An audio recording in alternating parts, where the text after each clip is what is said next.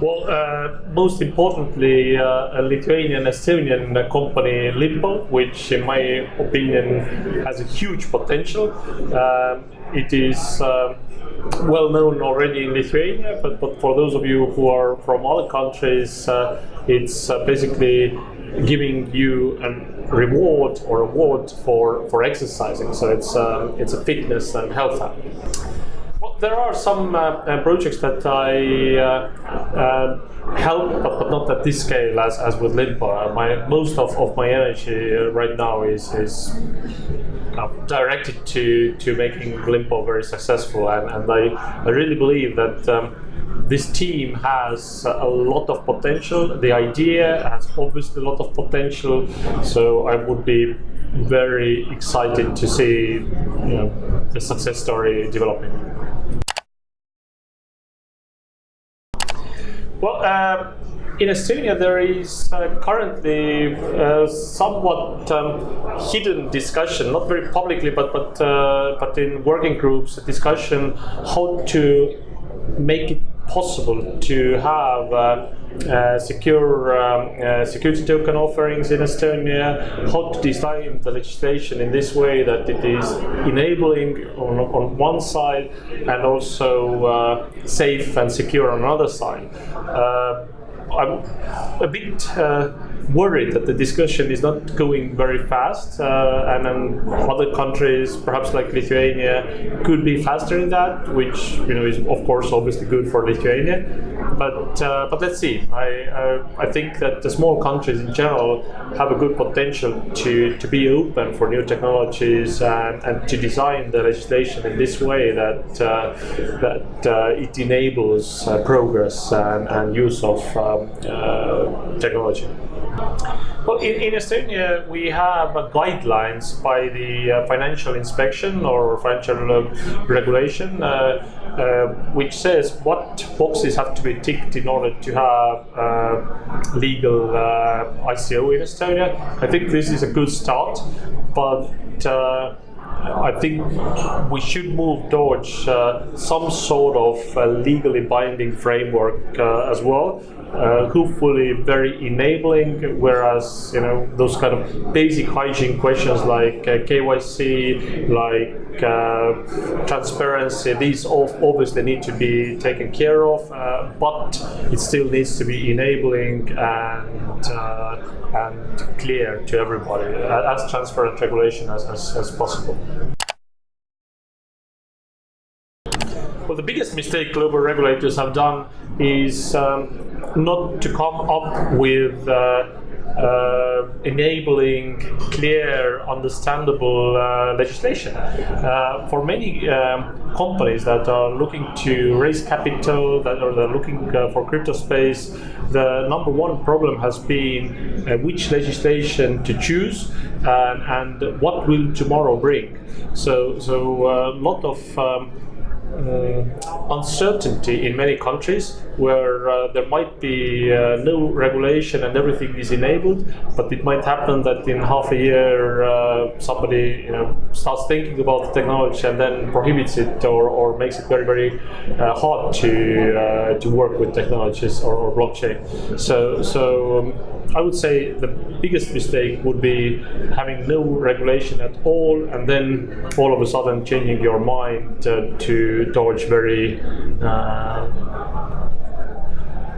closed system.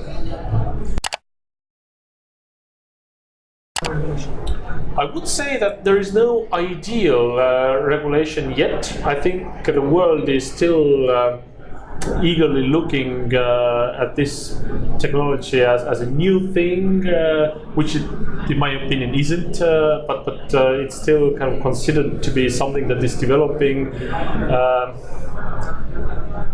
Yeah, I would struggle to find an ideal jurisdiction today for example, ICOs, STOs.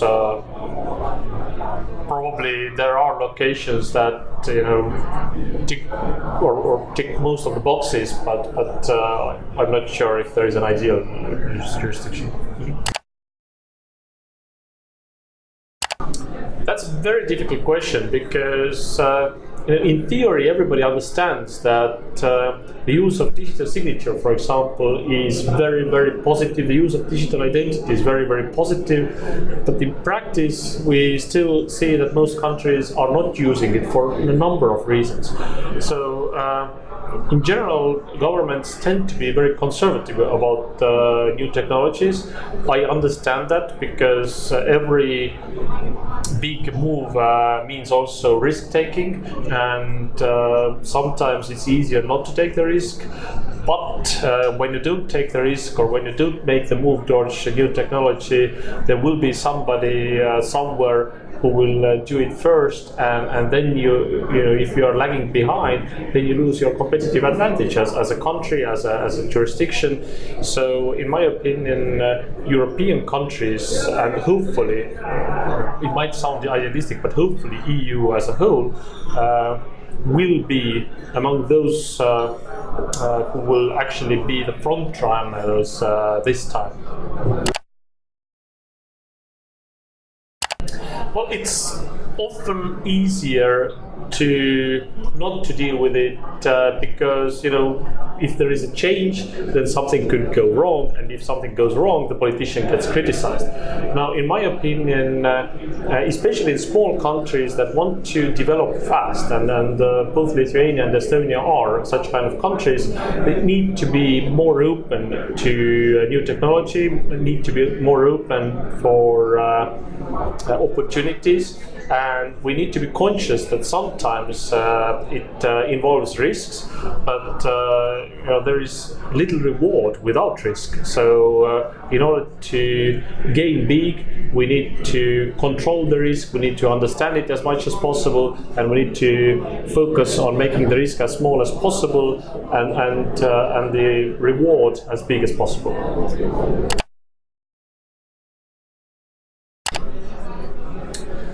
As it was said today, Blockchain Center Vilnius generally believes in security tokens, but also I think, I'm not sure if it's this year, but I think in somewhat more distant future, we will see tokenization and the ledger keeping of assets in blockchain of more things than just those kind of company shares or startup funding tokens. We could see tokenization of a number of assets, including real estate, you know, vessels.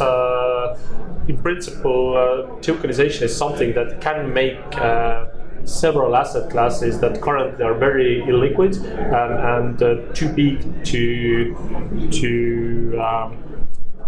be liquid. They can divide them to millions of parts and make them liquids globally. So I think this is something that has a lot of potential. I see a lot of potential also in using blockchain for safeguarding sensitive data. Estonian health register has been kept in using blockchain for a number of years already, and it's not that all of the information is in blockchain because it's not public information, but we just use blockchain to make sure that the ends meet or the data is accurate, and I think this is a valid use case or use case that could be used by many other countries as well.